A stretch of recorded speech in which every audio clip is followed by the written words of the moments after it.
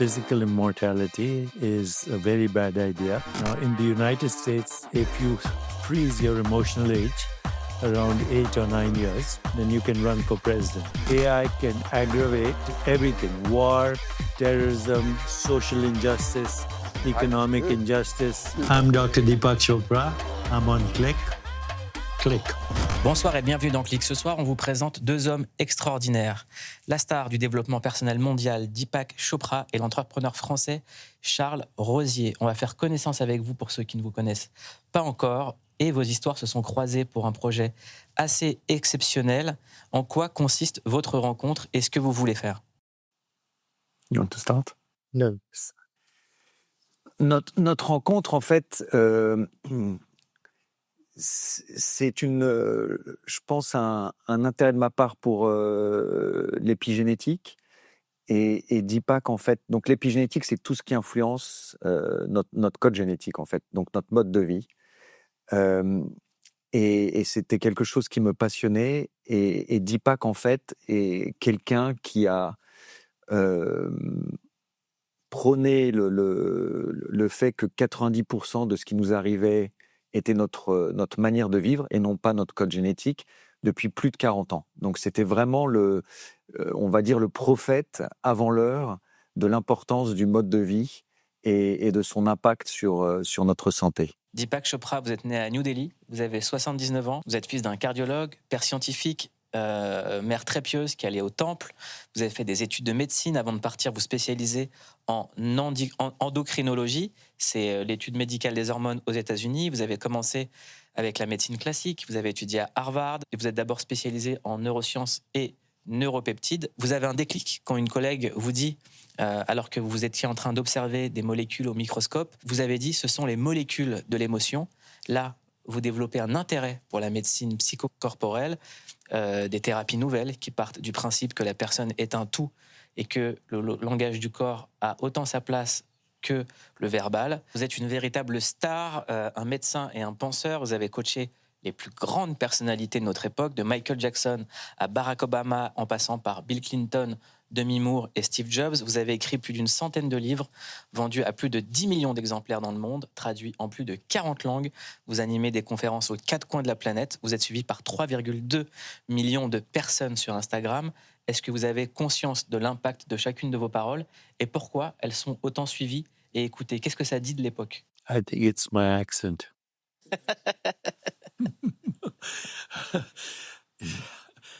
Since I'm trained in mind-body medicine, neurochemistry, and I can connect that to Eastern philosophy. So in Eastern philosophical systems, your body is made of awareness. You experience your body through sensations, perceptions, images, feelings, and thoughts. So your body, there's a saying, meditate on your body as the universe and having the nature of consciousness. Once you understand your body as a field of awareness, then you can self-regulate it. And those self-regulation practices include breathing, yoga, learning to navigate the body from the inside out, what we call interoceptive awareness. So perception is when you look outside. Interoception is when you look inside. Once you can train yourself to do this, you realize that your nervous system is a biofield. The brain is a biocomputer. The spinal cord and the autonomic nervous system and the motor and sensory organs are biosensors and biomotors. So now we understand this through technology. If you're wearing an Apple Watch, you can look at your heart rate variability. You can measure your immune system. You can correlate that with emotions, mind, perception, relationships, biological rhythms, and so on. So this is a new science, and we now call it, as Charles was saying, epigenetics. Charles Rosier, vous êtes un entrepreneur français des plus remarqués, des plus connus dans le monde. Vous avez grandi au milieu d'une brillante fratrie de médecins qui prédestinait votre intérêt pour la science et pour la médecine.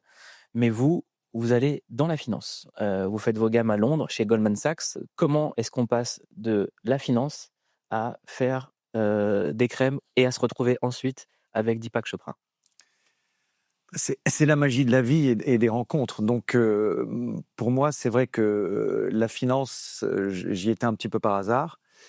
Et donc, c'est pas une vocation. Et j'étais à la recherche on va dire, de sens, comme beaucoup de personnes. Et donc, j'avais essayé d'aider en France les recherches du professeur Beaulieu sur les accidents de la moelle épinière.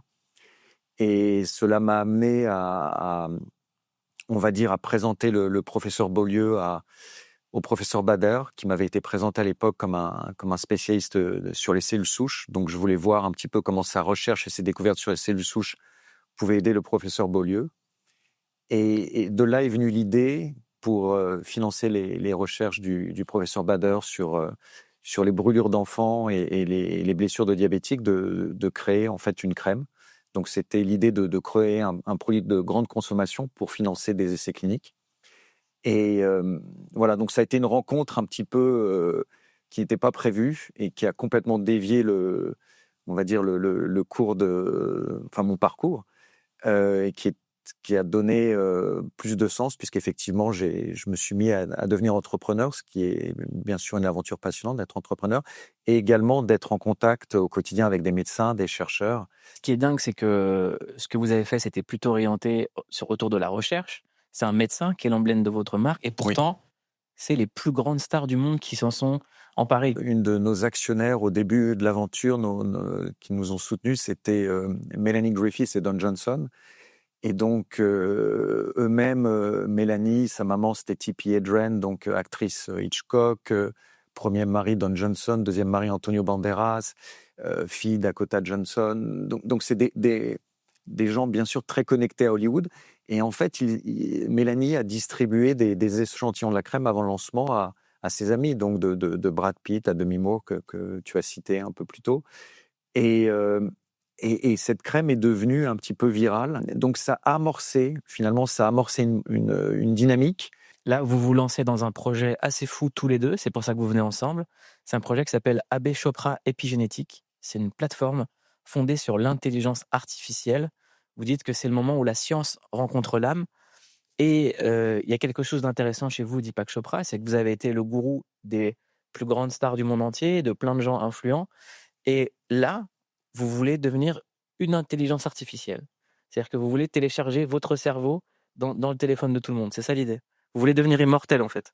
Immortality, physical immortality, is a very bad idea because it is death that makes life possible.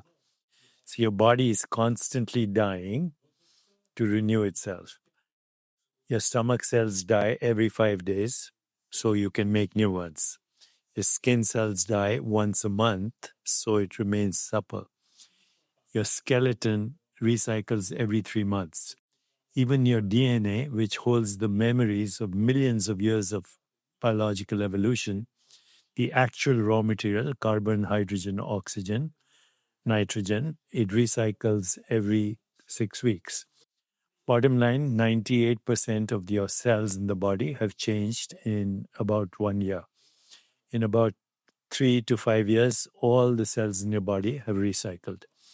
So this is my year 2025 model. And yours too, 2025 model. So what is recycling? Memory is recycling. The memory of digestion in the stomach, the memory of how to ward off infection in the immune cells. Memory recycles as the body. This is the consciousness approach.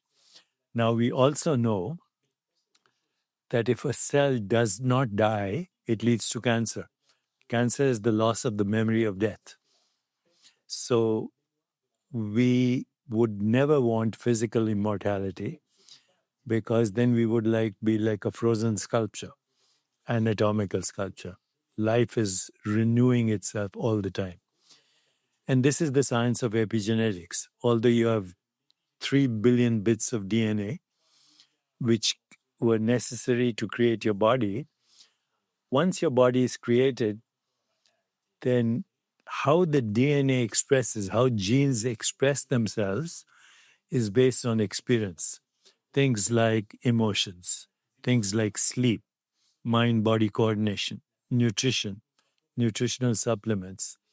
Your skin, your brain, and your gut come from the same germ layer. So your skin actually reflects your brain health, vice versa, and gut health, because they all contain the same genes. And there is something now we know called the microbiome. So 90% of the information in your body is not human, it's bacterial. So technically speaking, you're a bacterial colony holding on to a few human cells. Once we take care of the bacteria in our gut and our emotions and our relationships, because toxic relationships, toxic food, toxic environment all create toxicity in the body. Epigenetics is the science, says how do we cause self-repair and self-regulation so you can keep the body as long as possible young.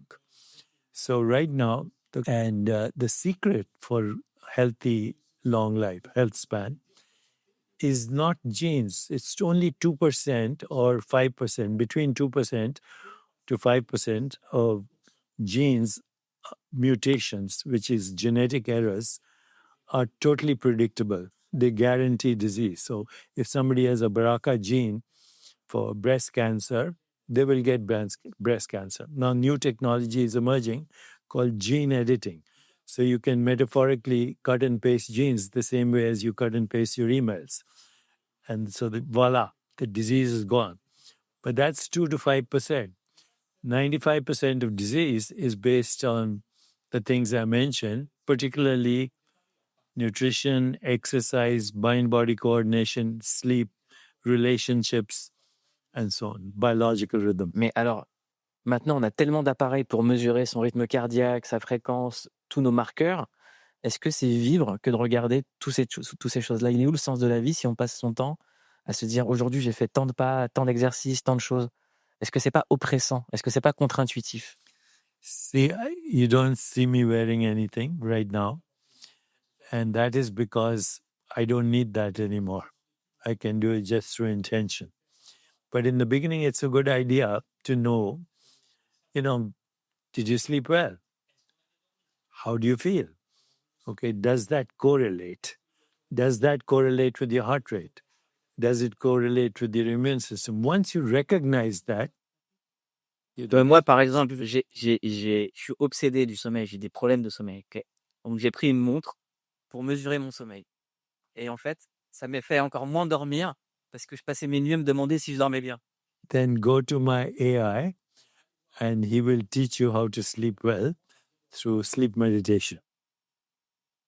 Alors, on va regarder des choses ensemble parce que la plupart des gens qui viennent vous voir sont obsédés par une chose, c'est la jeunesse. On est dans une époque où on valorise tout le temps la jeunesse, la jeunesse, la jeunesse. Les gens ne veulent plus vieillir. J'aimerais qu'on regarde un extrait d'un film avec quelqu'un que vous connaissez qui est Demi Moore. Je voudrais qu'on le regarde ensemble et que vous commentiez cet extrait.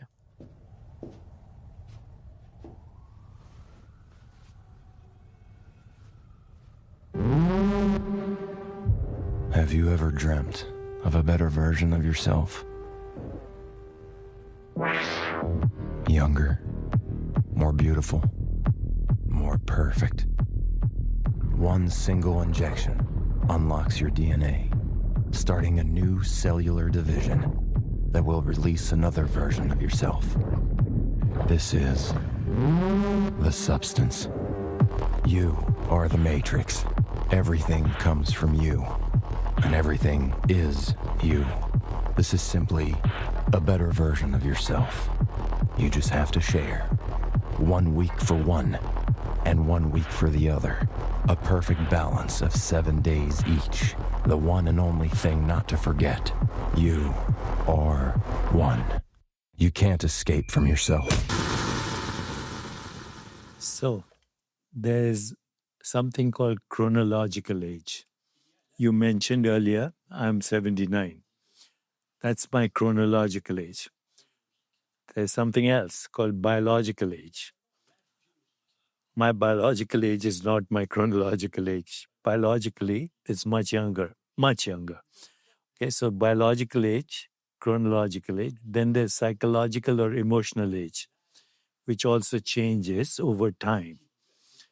Now, in the United States, if you freeze your emotional age around 8 or 9 years, then you can run for president.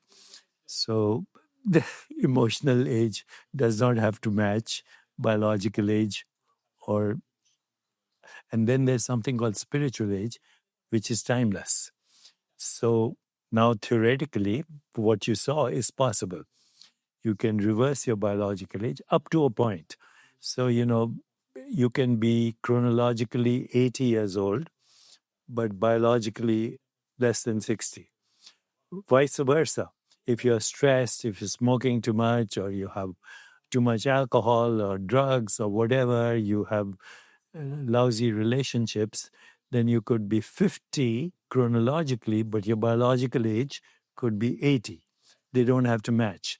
Right now, we know that current health span can go up to 120 years, and many examples of that in good health. That's called health span, not longevity, because longevity can be accompanied by Alzheimer's and all kinds of other problems, which is a miserable state. Health span means you die young at old age, and you die peacefully in meditation.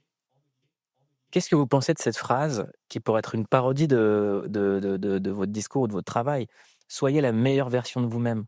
Elle est répétée partout sur les réseaux sociaux, on l'entend, c'est une injonction permanente. Moi, je suis assez d'accord avec le point que tu as soulevé juste avant par rapport à se monitorer, à se surveiller, à être obsédé par des biomarqueurs, par le sommeil. Moi, je suis comme toi, j'ai jamais supporté d'avoir une bague ou une montre qui surveille mon sommeil pour les mêmes raisons que toi. Je trouve que ça rajoute de l'anxiété plus qu'autre chose. Mais c'est aussi une des raisons pour lesquelles nous avons créé ensemble ce projet, c'est que Deepak, en fait, a été également à l'avant-garde de toutes les initiatives pour la santé mentale. Donc, je trouve que c'est impossible de séparer les deux, parce que on peut effectivement manger des brocolis vapeur tous les jours, mais si on est rempli de stress, d'anxiété, notre corps va fabriquer les poisons. Donc, en fait, l'état émotionnel est effectivement vraiment la priorité. Et c'est pour ça que Deepak parle aussi dans les facteurs de la qualité de nos relations. Et donc, une obsession ou une quête de perfection ou une quête de meilleure santé, c'est un peu on peut se mordre le chien qui se mord la queue. C'est-à-dire, on peut finalement créer l'effet inverse. C'est ce que tu disais par rapport, je ne vais pas surveiller mon sommeil parce que je vais encore moins bien dormir. Ce qui m'intéresse. Let me ask you something. Do you want a joyful, energetic body? Yes or no? Est-ce que quelqu'un vous a déjà répondu non? No. Non, non. Do you want love and compassion in your heart?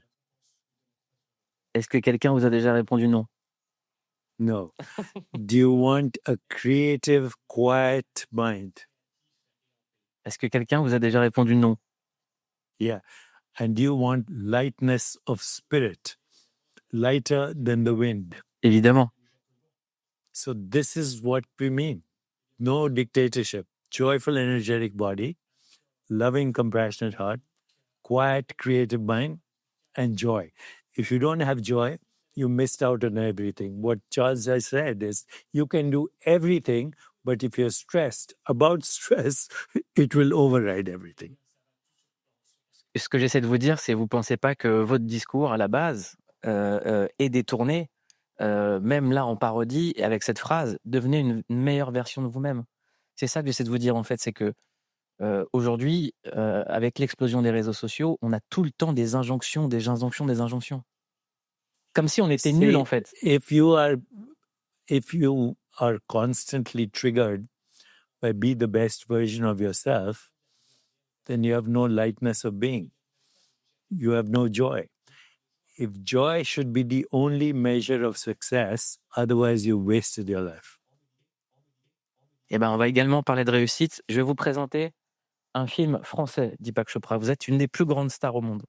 Vous êtes occupé de Oprah Winfrey, Michael Jackson, Steve Jobs, Barack Obama. Mais vous ne connaissez pas les Tuches. Les Tuches, c'est une famille française qui a un jour gagné au loto.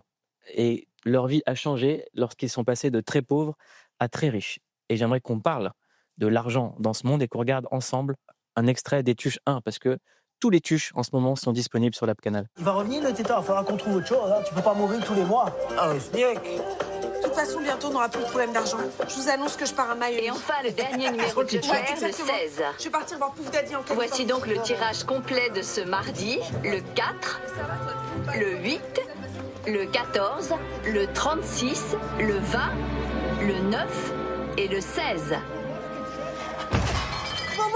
Pendant des années, tous les vendredis, ma mère a joué les mêmes numéros à la loterie. Sa date de naissance et celle de la princesse Stéphanie. Et ce soir-là, ils se sont affichés sur l'écran. On venait de gagner 100 millions d'euros. On n'a pas eu le temps de faire nos valises. Mon père nous a tous fait grimper dans la Nevada. On a quitté Boussole. So 50% of your daily experience of happiness comes from your attitude to life. Is life a problem or is life an opportunity? 50%. This is called the set point in the brain.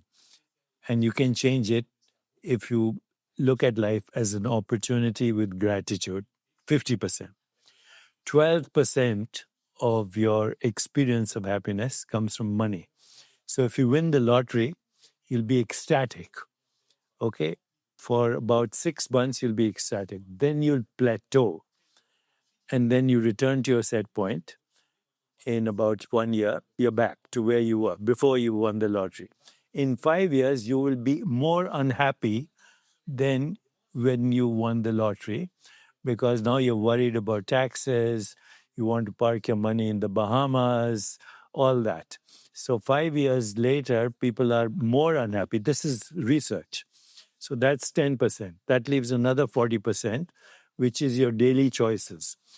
We make two kinds of daily choices every day. One for personal pleasure, alcohol, entertainment, sex, etc. Does that give happiness? Yes. Pleasure gives happiness, but temporary, for a few days. If you have an addictive personality, then you will get addicted to pleasure. But pleasure does bring happiness, a little bit. What brings lasting happiness is something called fulfillment, when you have meaning and purpose in your life. And the fastest way to be happy is to make somebody else happy. Not by buying them anything, but giving them attention, deep listening, affection, deep caring, appreciation, noticing that everyone's unique, and radical acceptance. Don't try to change another person. Change yourself. Even that is difficult, so don't try to change. This is the formula for happiness. Well researched. Vous avez tous les deux réussi dans votre vie, gagné votre vie, gagné beaucoup d'argent tous les deux. À partir de combien vous estimez être devenu riche? If richness is the criteria for success, then you're never rich enough. Okay, there's always, first you want to buy an automobile, then you want to buy a Ferrari, then you want to buy a yacht, then you want an airplane, then you want a rocket ship to go to some other planet. Okay, this is the life of miserable people. C'est vrai que vous connaissez vraiment ces gens-là, vous. J'ai oublié, vous les connaissez, ces gens. Yes, I know these people. So money will never satisfy you. You will never be rich enough. I have earned a lot of money over my life, but I have a very simple lifestyle. I eat one meal a day. In the evening, I snack a little bit. I have beautiful time to rest. I have amazing relationships. I'm grateful for the opportunity to share what I know with the world. That is success, not money. Money is only part of the formula. Of course, there are two kinds of people who are stressed about money all the time. The extremely rich, because that's their identity. They confuse self-esteem with net worth. Net worth becomes self-worth. So extremely rich people are miserable. Extremely poor people are also miserable because they can't think about anything else. The key idea is success is the progressive realization of worthy goals. It is the ability to love and have compassion. And finally, it is to be at peace with yourself. That's success. Charles? Il a tout dit, mais c'est un chemin, c'est une expérience. Je pense qu'on est tous sur à travailler, à essayer de dompter nos propres démons. Mais je suis d'accord avec lui. J'ai eu l'occasion aussi de fréquenter des gens qui avaient des capacités illimitées financièrement et clairement, ça n'était pas ça qui les rendait heureux. Ils étaient aussi soucieux des relations qu'ils avaient avec leurs enfants ou des problèmes qu'ils pouvaient avoir dans leurs relations personnelles, de la paranoïa aussi d'un certain niveau de richesse qui fait que on se dit, cette personne m'approche parce qu'elle est intéressée par ce que je peux apporter. Et donc, ça fausse aussi les relations humaines. Donc, finalement, bénéficier de relations, on va dire, stables, d'avoir un environnement social ou familial qui permet une certaine stabilité, c'est le luxe ultime. J'aimerais qu'on parle du développement personnel. On vous décrit souvent comme la star mondiale du développement personnel. Qu'est-ce que ça dit de l'époque où, pour plein de gens, le développement personnel, c'est une version capitaliste des enseignements des religions? It's a stepping stone. Personal development, which means a healthy body-mind, is a stepping stone. It's not the final. Final is self-realization, which is not personal development. It's not even good health. Good health helps personal development. Personal development takes you to a certain point, but after that, self-realization, to know yourself. Ancient, Socratic, know thyself. And you start with one thing. The only thing you know is that you don't know anything. Once you start with that, then slowly this personal development leads to what is called self-realization. And you realize that your innermost being is actually infinite. It is what is looking through these eyes, and what is looking through your eyes is the infinite filtered through the conditioned mind. So this body is a product of the conditioned mind, and my experience of the world is also of the conditioned mind. But behind that is an infinite consciousness. That is self-realization. That is the ultimate goal of existence. Est-ce que vous croyez en Dieu? Not as a dead white male, in a formless, spaceless, timeless, borderless, infinite, irreducible, fundamental intelligence that governs, constructs, and becomes the experience of the world. Est-ce que vous pensez qu'il y a plusieurs mondes qui vivent en parallèle dans notre existence? Infinite worlds in parallel, not one. Infinite. These are the latest theories now in quantum physics. There's a book called Something Deeply Hidden by a Caltech physicist, The Multiverse Theory and the Multiverse Theory in quantum physics. But in quantum physics, those multiple parallel universes are locations in space-time. I don't believe that. They are shifts in consciousness. So right now, what we're experiencing is ordinary, everyday waking consciousness. But even this is a dream. If I asked you, what happened to your childhood? It's a dream. But what about yesterday? It's a dream. What about 5 minutes ago? It's a dream. What about when you listen to my words, by the time they reach you, it's a dream. So we are waking in a waking dream. What's his name? The philosopher Wittgenstein, he said, our life is a dream. We are asleep. Once in a while, we wake up enough to know that we're dreaming. So who wakes up? That which wakes up is your infinite self, and that has access to infinite dream worlds which appear real, like this appears real, but this is not real. How do we know it's not real? It's changing. It's like a movie. But who's watching the movie? That is you. So once you get to that movie, you say, oh, I'm the director of this movie. Maybe I should try another movie, another infinite versions of you. your destiny is to play an infinity of roles, but you're not the roles you're playing. You're the infinite consciousness playing those roles. On sait ce qu'il advient du corps lorsqu'on décède. Qu'est-ce qu'il advient de l'âme? There is only the soul. There's no body, there's no mind, and there's no universe. These are projections of the soul. They are fluctuations of the soul as sensations, perceptions, images, feelings, thoughts. You are a fictional character in a collective dreamscape as this body-mind. So this body-mind is a fictional character in a collective dreamscape, and we call it the universe. But once you get to the source, the director, the producer, the choreographer, then of course, in your version, you're the hero. But in the deeper version, you're the hero, you're the villain, you're the producer, you're the choreographer, and you're the director of your own movie. J'aimerais qu'on regarde ensemble un extrait d'un film qui va évoquer ce que vous êtes en train de faire autour de l'intelligence artificielle. C'est un extrait de AI, le film de Steven Spielberg, film culte, et on va commenter cette scène ensemble.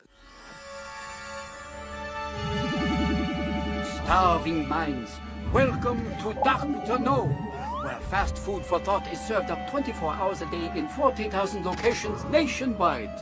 Ask Doctor No, there's nothing I don't. Tell me where I can find the blue fairy.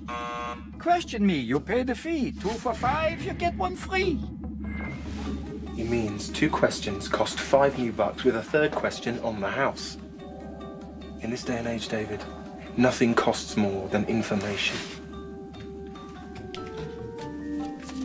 That's everything. 10 new bucks and a 10 copper comes to 7 questions for Dr. No. That should be enough. So there is data, there's information, there's knowledge, and there's wisdom. Okay, AI has knowledge and information and data, has no wisdom. However, you can use AI to tap into the wisdom of Plato, of Socrates, of the great sages of the Upanishads.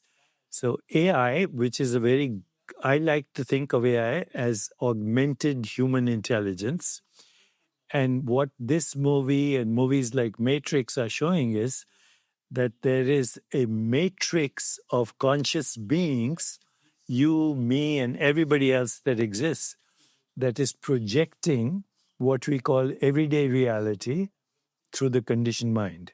And the mind is conditioned by religion, by social status, by economic status, by nationality. So what we experience is never reality, but reality as perceived by the conditioned mind. I hope I'm making sense. On commence à assister à des scènes dramatiques autour de l'IA. Il y a des jeunes qui ont déclaré avoir des pensées suicidaires parce qu'ils communiquaient avec leur intelligence artificielle. Il y a également un phénomène extrêmement inquiétant qui inquiète les... Because they're not in touch with themselves. See, even to have depression, what is depression? It's all a result of trauma. So everybody has trauma. And the memory of trauma is called anger. The desire to get even is called hostility. Guilt and shame is blaming yourself. And the depletion of energy is depression, which is now the #1 pandemic in the world, not COVID, but depression and suicidal ideation. 40%, every 40 seconds, somebody is dying from suicide. Suicide is now the 2nd most common cause of disease in teenagers. And the reason is the recycling of trauma. And AI can have an aggravated effect if you are traumatized, because then you perceive the illusion for reality. But AI can also help you. We created an AI a few years ago for people with suicide ideation, and there were 20 million conversations and 6 million text messages back and forth, and 6,000 suicide ideation interventions just through AI. So you can use AI for preventing suicide as long as you have counselors in the back. And this is happening now. Et qu'est-ce qu'on dit aux gens qui utilisent l'IA de manière anodine? Par exemple, quelqu'un qui veut se remettre d'une rupture amoureuse et qui parle avec son intelligence artificielle? Qu'est-ce que ça te dit? Qu'est-ce qu'on leur dit à ces gens? I would say chat with my, you'll feel better. Il y a une étude du MIT qui a publié les effets des agents conversationnels comme ChatGPT sur le cerveau et qui parle d'une perte de connectivité cérébrale. En gros, plus on parle avec une intelligence artificielle, moins on a de réflexes cognitifs et moins on est connecté à son cerveau. Moins les neurones s'interconnectent. Pourquoi? See, you can't blame AI. You cannot blame AI. AI can be used for diabolical purposes. You can create AI to cause a drone to bomb a country.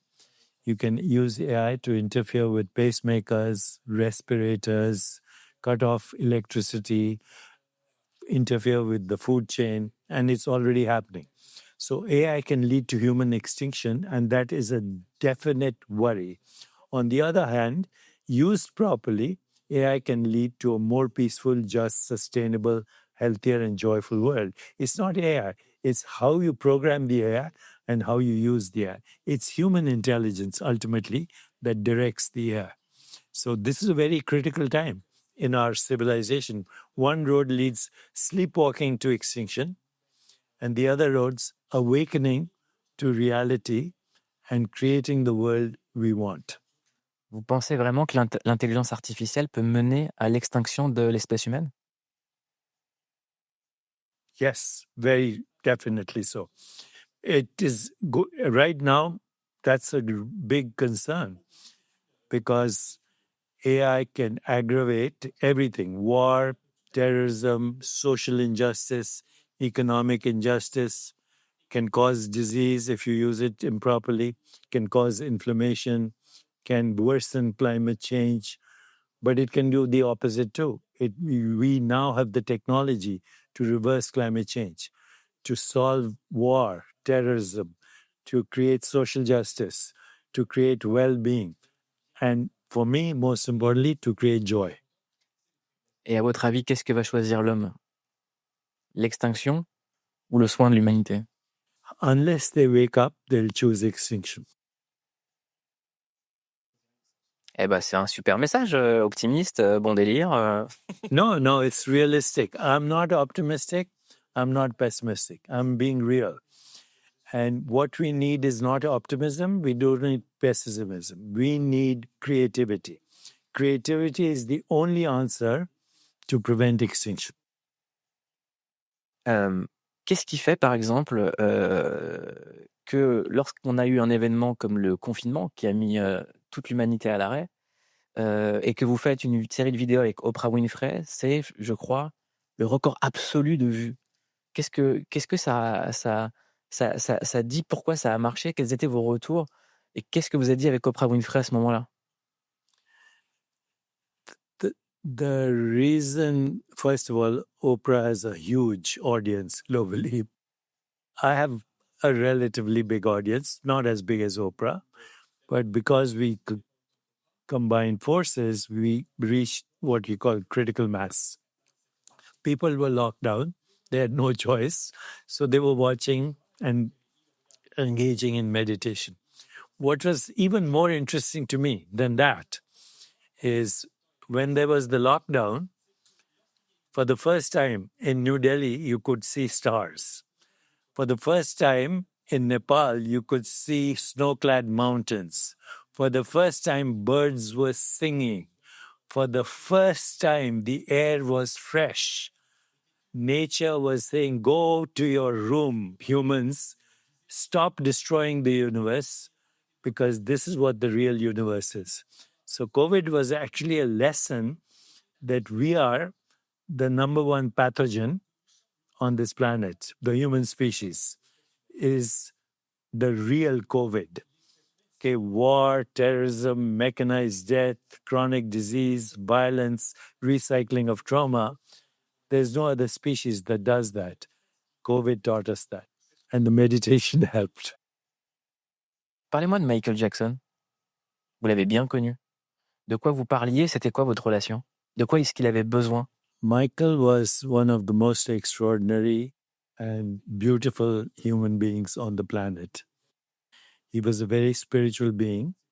When he danced, it was a meditation. When he sang, it was a meditation. He was the best example of what we call transcendence. Unfortunately, after the Pepsi accident, when his hair got burnt, the doctors gave him too many narcotics and he got addicted. And then they perpetuated his addiction. So that was a big tragedy. 48 hours before he passed away, he called me on my all those days we used to have voicemail. And he said, I want to see you. And I have a new song about the environment and how we can fix the environment and reverse climate change. I have the song. I'll send it to you. Okay? And you can play it. But he was the most spiritual person I've met, tragically killed by medical doctors who unfortunately went to jail afterwards. Comment est-ce que vous vous situez dans votre relation devant le flot d'accusations qu'il y a eu autour de Michael Jackson et de toutes les familles qui ont témoigné? They were not true. If I may say so, he was asexual. And that is also because of another reason, which I fear to share with you right now in public. Vous pouvez? He had no sexual impulse. Pour quelle raison? I can't tell you. Okay. Secret médical. His voice was that of a child, of a teenager. He never actually matured to a full adult in terms of his biology. And there was a reason for that. Un peu comme un eunuque, un castrat? Ok, j'ai capté. Est-ce qu'on peut parler de Barack Obama? Quand on est docteur et qu'on doit donner des conseils au président des États-Unis, ça ressemble à quoi, les conversations? I didn't really advise Barack Obama. I met him at the White House as one of his guests. In my opinion, he was the smartest, most eloquent, visionary leader that America has ever had. But America was not ready for him. Et aujourd'hui, l'Amérique? Yes, that's otherwise. That's with Barack Obama, and that's my family. Est-ce qu'il est responsable de l'Amérique qu'on a aujourd'hui? Est-ce qu'il y aurait eu Trump sans Barack Obama? Trump was a reaction, and he was a reaction to the fear that white supremacy was losing its dominance.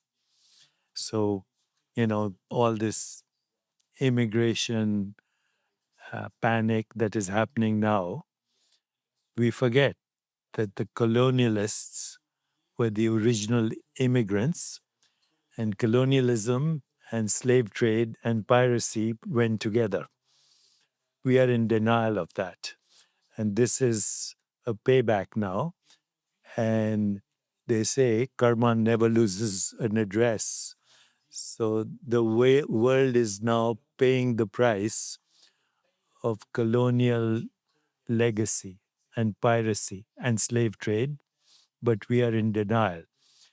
This is a phase transition. It cannot last long. It's the labor pains before the birth, I hope, of a new era. Vous parlez aussi beaucoup des forces de l'esprit, du pouvoir de l'esprit. Moi, il y a des choses qui me fascinent. C'est notamment les soignants, les aidants, les associations. Je pense à une association comme par exemple Enfants sans cancer qui vont faire des choses pour que les enfants aient des activités et une force mentale pour combattre leur maladie.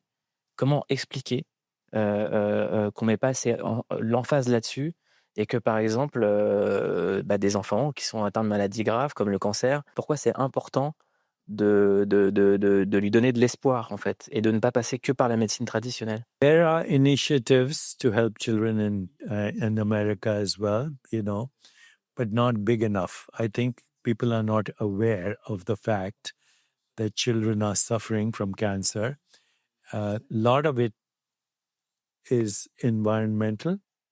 A lot of it is industrial food production. About 5% is genetic, but it is all addressable. Cancer is addressable today. Cancer is not a fatal disease. Cancer is a chronic illness and should be treated like diabetes or heart disease.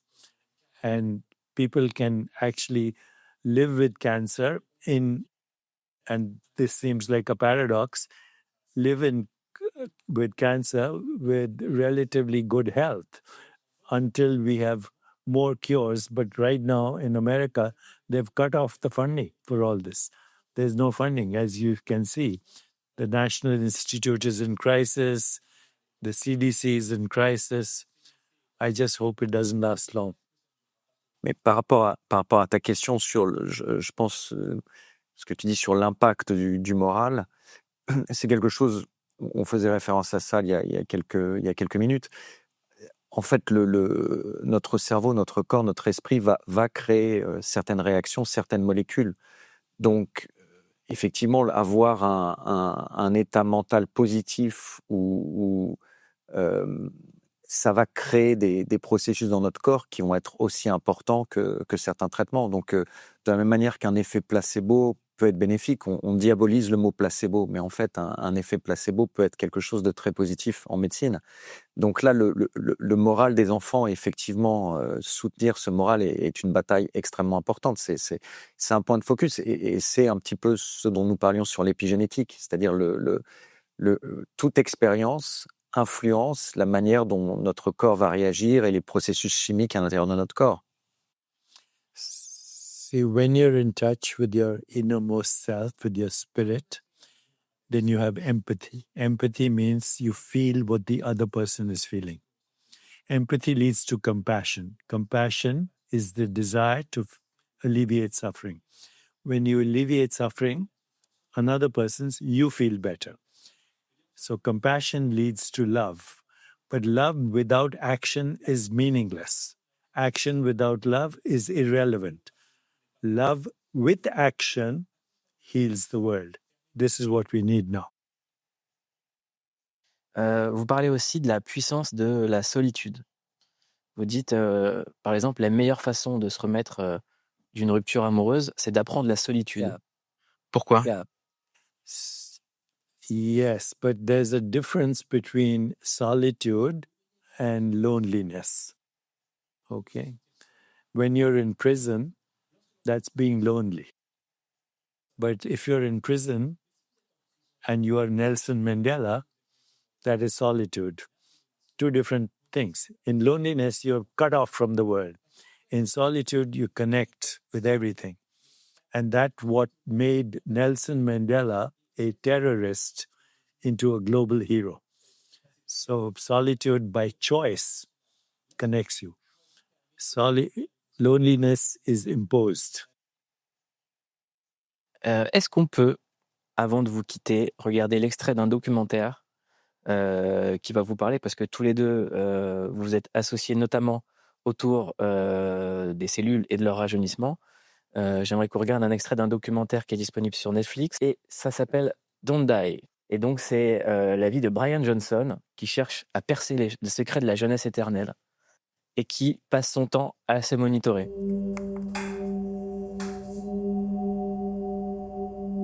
Talent is the ability to hit a target no one else can. Genius can hit a target no one else can see. And if we say in the early 21st century, what is the genius target for us, for our time and place?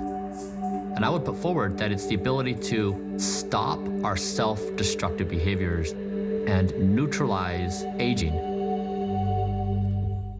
It's totally ridiculous. Don't die. Don't die. Remember, the more you use the word die, you will die prematurely. And I guarantee you, this biohacking craze, which is totally mechanistic, has no spiritual component to it, is doomed to death. Just look at him. Does he appear joyful? Does he express love, compassion, joy, equanimity, peace of mind, or lightness of being? Do you see that? Ça va pas fort. Ça va pas fort, non. Avant de vous quitter, on va se faire un truc ensemble. Vous allez faire du bien aux gens qui nous regardent. Comment est-ce qu'on peut méditer tous ensemble pour aller mieux avant de terminer cette émission? Montrez-nous. Qu'est-ce qu'on fait? Okay, please close your eyes. Bring your awareness to your heart. Mentally ask yourself, who am I? Snoop Doggy. Non, Am I the changing body, changing mind, or am I the spirit in which the mind and the body is a changing experience? Don't try to answer that. See what comes up. Who am I? Now ask the question, what is my deepest desire? Again, don't try to answer it. Allow any sensation, image, feeling, or thought to come to you. What is my deepest desire?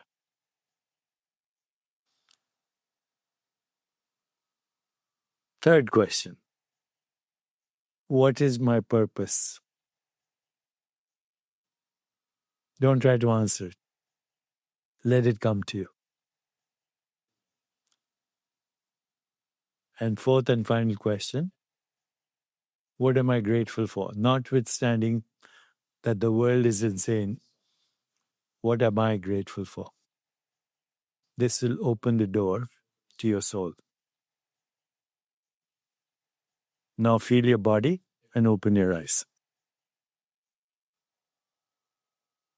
Merci beaucoup, Deepak Chopra. Merci, Charles Rosier. Merci, Mouloud. Si vous ne savez pas quoi faire, maintenant vous savez sur quoi cliquer. Passez une excellente soirée. Merci de nous avoir regardés.